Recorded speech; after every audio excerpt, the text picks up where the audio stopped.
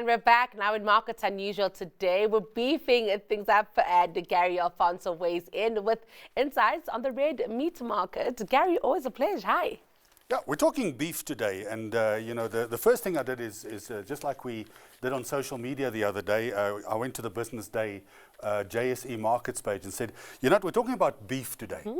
We're talking about beef because this is Markets Unusual. So the first thing we do is we find out where are all the anomalies, the unusual trends around and that sort of stuff, because beef is one of the main food staple verticals in South Africa, along with poultry, and we spoke about the listing of a chicken stock. No, not So that's so Amazon is a stock on the Johannesburg Stock Exchange now, and they did fantastically well in its debut listing.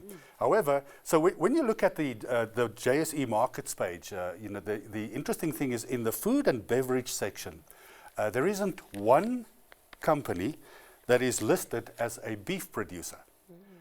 So the real interesting aspect of that is the fact that it's probably something we're going to be seeing over the next 5 to 10 years, is how companies that are perhaps subject to commodity cycles, like the beef industry, is going to change and perhaps also become something that you can invest in directly on the stock exchange. At the moment, you can buy, strangely enough, ETFs. You can buy futures on the global market, because simply by virtue of beef production in the world being so absolutely massive. So we're putting this aside for one now. We know that there isn't any beef producing, but I went out and bought a nice little steak this morning.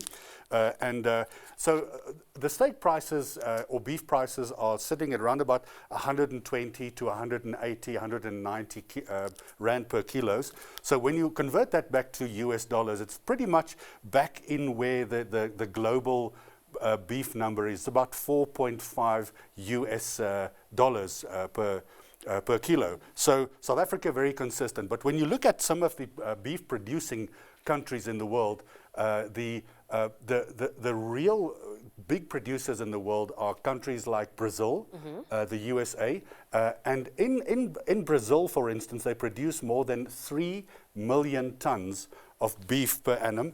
That's the output of beef. And in South Africa, we export about 30,000 tons.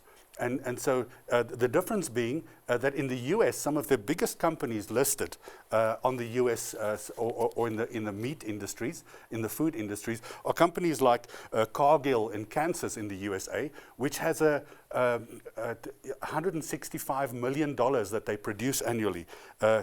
Cisco in Arizona produces about $60 million of beef per annum. And then in South Africa, most of our beef producers are private sector companies.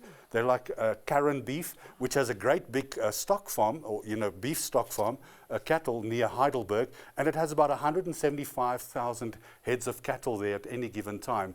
That's the number produced by one of the smaller US export companies. So South Africa currently exports about 4% of its beef, and Saudi Arabia has come on board as a new beef export target market.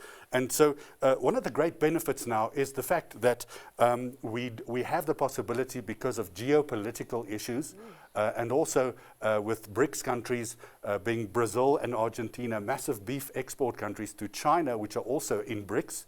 So the opportunity in the Middle Eastern countries to export beef, and there's a difference between frozen beef exports and livestock. We know that there's some controversy around livestock. So just to wrap it up, there's a real opportunity for South Africa to beef up its red meat story, because we have the opportunity, we have the agriculture commodity cycles here, and we have a small industry that has massive growth opportunities, and the red meat industry is ready to take advantage of that.